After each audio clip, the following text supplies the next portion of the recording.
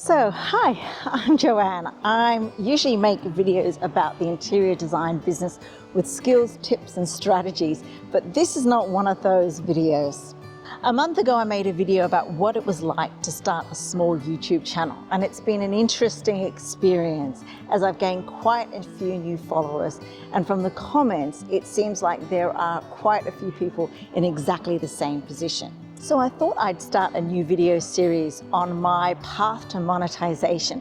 I have to admit that when I started this journey, monetization was never one of my goals. I started my YouTube channel to build a community to get more clients for my interior design coaching business. Monetization was for teenagers and 20-somethings who made vlogs about their cool lives living in New York City or who went shopping a lot.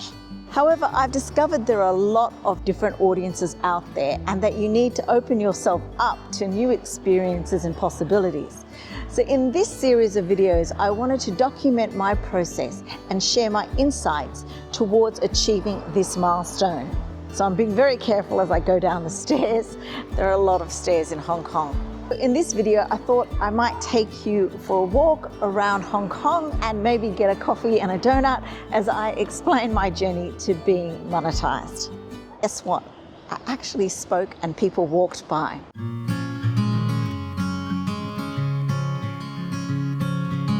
It's a bit of a gloomy day today, but you can see Hong Kong is buzzing as always. One thing I love about Hong Kong is its energy. As for now, I have about 1,879 subscribers and about 2,800 watchtowers. And I can say I'm pretty close to monetization, I think. But as I understand it, you need about 1,000 subscribers and 4,000 hours of watch time in a 12-month period to get monetized. And I've heard they've dropped it down to 500 subscribers and around 3,000 hours of watch time, but I'm not sure how that works. So if you understand it, please let me know in the comments. In my first video of my YouTube journey, and you can see it up here, I posted about all the challenges I faced as an older YouTuber. Unfortunately for me, Hong Kong is such a busy place. You can never get a minute alone. So I guess I'm just gonna have to get over it. So getting back to the subject at hand, I decided to make this series for all you guys who are on this journey with me. As I've said before, monetization was never my primary goal. But now that I feel I've committed to YouTube, I feel like we're engaged.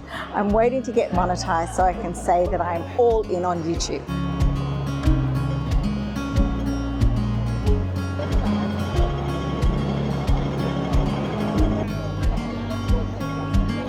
Let's take a trip on the longest escalator in the world. Okay, so this is a bit intimidating, but anyway, I'm gonna go for it. At this point, I have an interesting conundrum.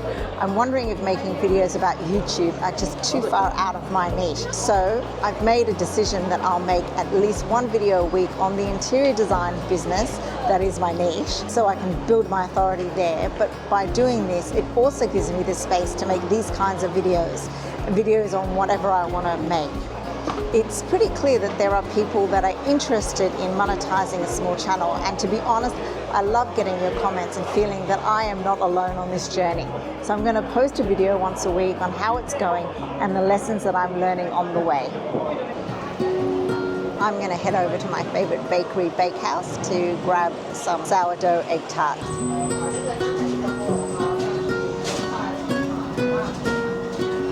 I'm going to get the egg tarts.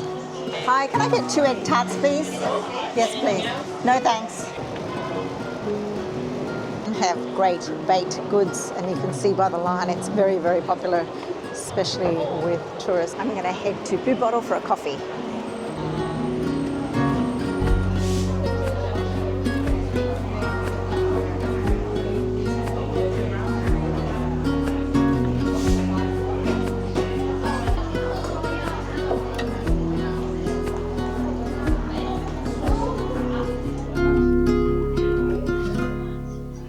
Now that I've got my coffee, let's talk about the takeaway. So my first takeaway is that sometimes YouTube is harder than I thought.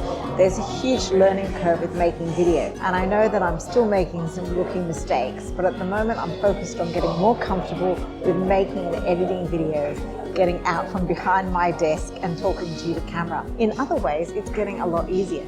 Every time I make a video, I learn so much by making mistakes, and I realize actually the mistakes don't really matter. No one cares about what you're doing, and they are very, very forgiving for your mistakes. So if they resonate with your message, they'll totally forgive you for any little minor things that you do. Another big takeaway is that the visuals matter a lot less than the audio. I'm recording this video with the Osmo Pocket 3 and the DJI mic that came with it, and in quite noisy places. So I'll be interested to see how the audio compares with my studio setup. And I'm hoping that by tracking my progress, it will keep me focused and forward on my story. So if you're on a similar journey, follow along. I hope you've enjoyed this trip around Hong Kong. Enjoy a coffee and subscribe to this channel, and I'll post videos regularly about how I'm going. Thank you for watching, and I will see you in the next video.